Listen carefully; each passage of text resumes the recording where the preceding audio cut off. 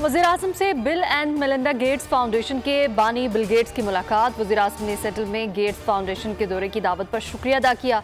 वज़ीर-ए-आज़म ने पोलियो के खात्मे के लिए गेट्स फाउंडेशन के ताउन को सराहा। वज़ीर-ए-आज़म शहबाज शरीफ ने पोलियो के मुकम्मल खात्मे के लिए अज़्म का अदा किया। बिल गेट्स का कहना था कि पोलियो का खात्मा आइंदा नस्लों को इस मुहलिक बीमारी से बचाने के लिए ज़रूरी है।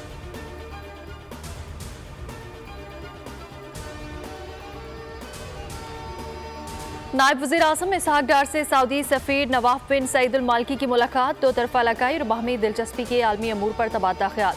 तर्जुमान दफ्तर खारिजा के मुताबिक नायब वज़ीर-ए-आज़म ने पाकिस्तान और सऊदी अरब के गहरे तारीखी बरादराना ताल्लुकात को उजागर किया।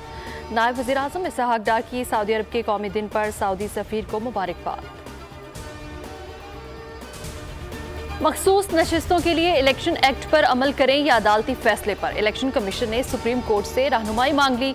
चीफ इलेक्शन कमिश्नर की ज़ेर सदारत इजलास के बाद सुप्रीम कोर्ट में नई दरख्वास्त आई। दरख्वास्त में इस्तदा की गई कि इलेक्शन तरमीमी एक्ट आने के बाद अदालती फैसले पर रहनुमाई की जाए। इलेक्शन कमीशन के 2 मेंबरान ने सुप्रीम कोर्ट के फैसले पर अमल दरामद की तजवीज़ दी थी।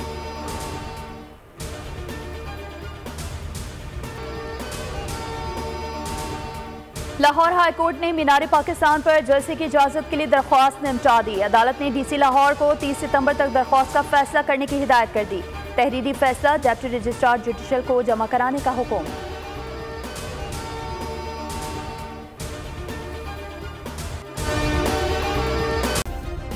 सब्सक्राइब करें और बेल दबाएं ताकि कोई खबर रह न जाए।